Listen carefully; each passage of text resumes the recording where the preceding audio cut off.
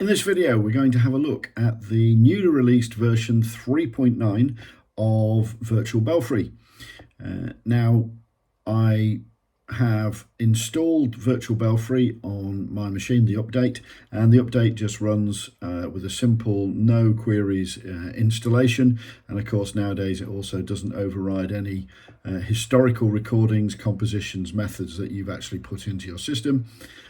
So very simple installation, and you can see here it looks generally the same as the previous version. Now, if you want to see all the changes, you'll see those within the help file. There is a what's new section which gives you an update on the changes for version 9. I'm going to just run through these with you so that you can see where they are on the screen. So if we start with the history window at the right hand side here, I've loaded up some of the saved results from previous sessions, and one of the first things you'll notice is there is a new column here that's called average error. Now, average error has been added to give a single individual number that can say whether a ringer is getting better or worse comparatively when they ring a particular touch or playing course with the simulator or on a keyboard, and you can use this to keep track of exactly what's happening, whether you're getting better as you practice. There is nothing new across here on the histograms. The average error obviously is shown here in a bar form. If we go across though to the striking window, we've got, just quickly before I do that, if I go over to the history here, we now have an extra autosave option for both simulator ringing and peel ringing. So if you're ringing on the simulator, you can automatically save any touches that you're doing as they complete, and peel ringing, of course, it will always save those as well. So going across to the striking window, now there is a couple of new bits and pieces here which are quite interesting, and one of them, if you go to the position settings, you've now got hand stroke and backstroke as separate items. Now you can turn these on and off either on the left hand side here, or just by, if you click on the actual histogram itself, and so you can actually see particularly if you're worse or better on backstrokes and hand strokes. The others are the same, so there's no great changes there.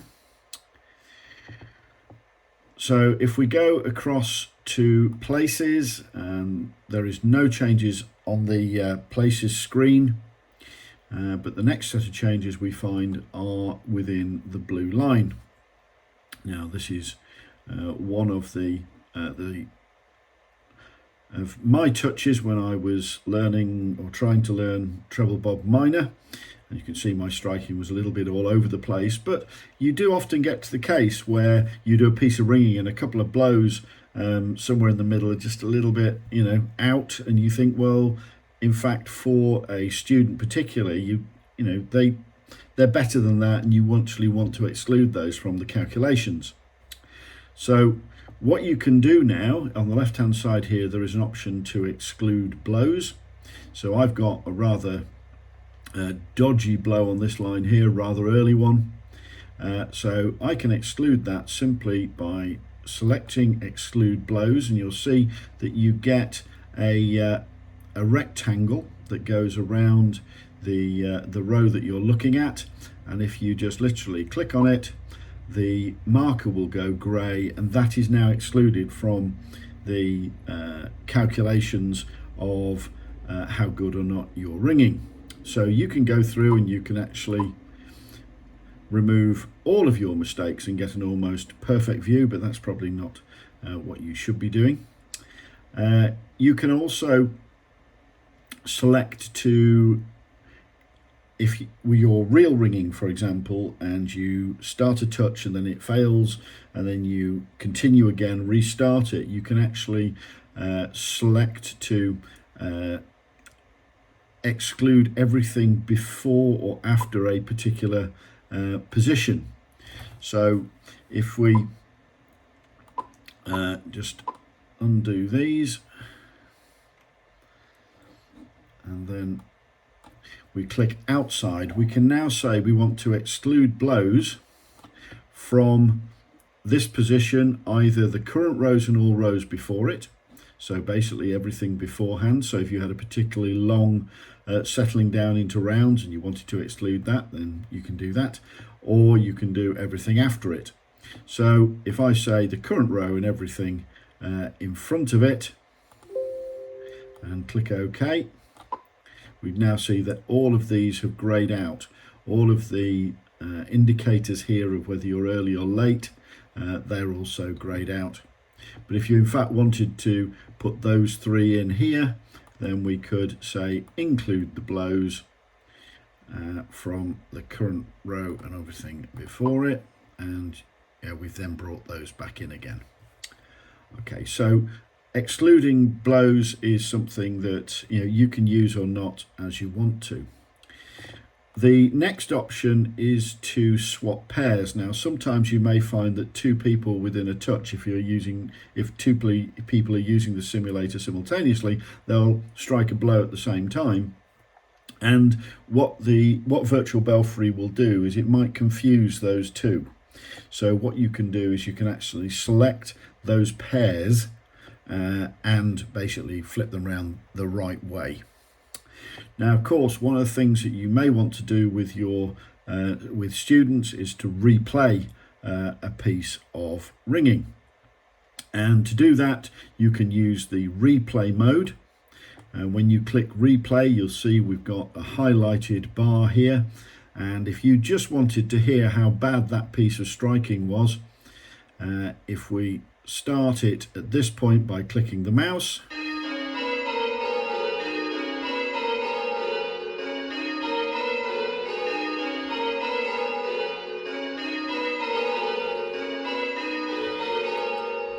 click it again to stop. So in that way you can go through a particular piece of ringing and pick out the things that you want to highlight to the student.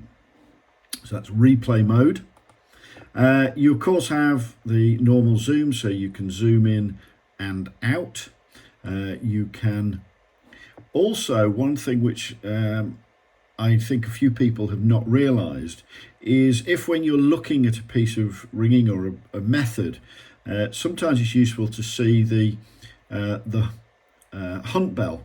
So if you're looking at the 5 here, which is what I was ringing, if I wanted to see what the hunt bell was doing, if I right click on the bell number, I can select hunt bell and it'll now put in the red line of the treble as a hunt bell.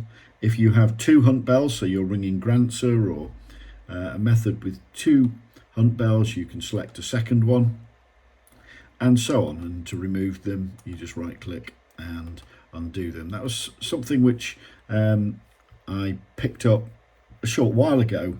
I hadn't realized that that was actually there, and I've been using the program for some time. Okay, so that's the blue line and the extra additions here. If we go to the ropes view, nothing really new here. The flashes and the directional colours and following the treble, they've been in since the previous 3.8 or 3.8a mode. So we then, if we look now at the tabs on the side here, if we go to the main tab, nothing really new on here as such, except that when you go into some of your methods, and if you bring up the composition list, it used to be that if you multiply selected these, you had the additions to edit or delete or copy them, and that used to crash the program. So now as soon as you select more than one, then the edit, copy and delete functions are removed. So that's a little bit of a safety net. If we then go to settings, now on here there are some new options. So you can now have open, half muffled and fully muffled bells, and on fully muffled you can have fully muffled with the tenor open at the backstroke. Now there are three different, I'm set to the Hobart 8 at the moment. There are three separate selections for the bell sounds. If you use clear strike notes, then these are not available.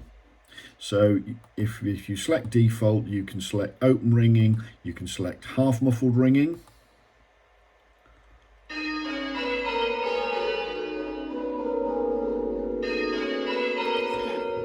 which is quite nice, or fully muffled and with a tenor open at the backstroke.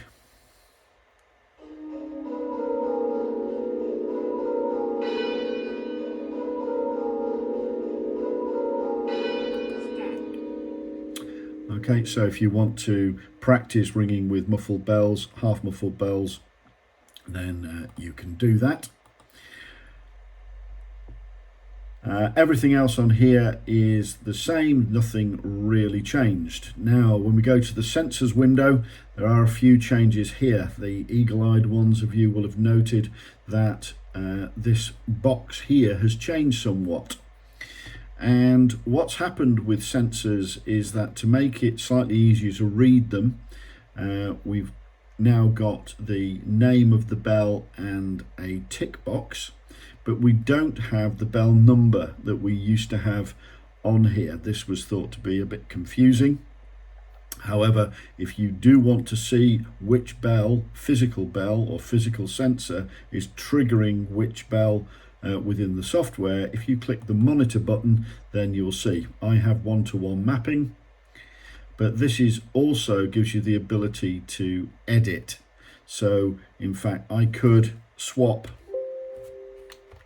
1 and 2 if for some reason I needed to. Generally though, you don't need to change the settings when you have sensors, but it gives you the ability to do so.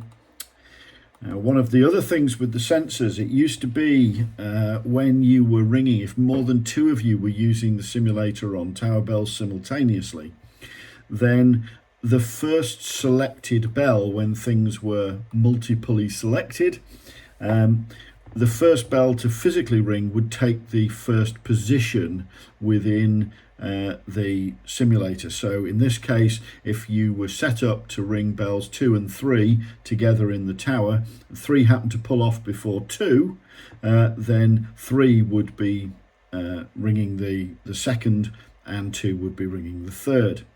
And what's being done now is if you only select those 2 bells on the left hand side here, they will always be seen as being the first and second bell in order. So 2 will still be 2 and 3 will still be 2, will still be 3, sorry, whatever happens within the ringing.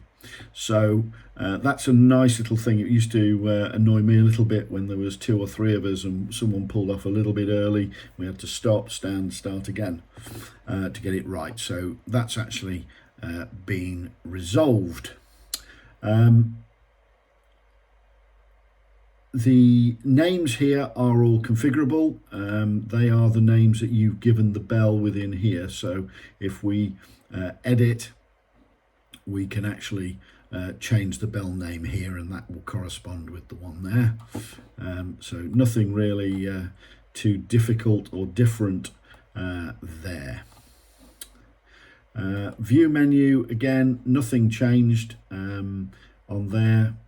And in the ropes menu, I think we've already briefly had a look at that. There is nothing there at all.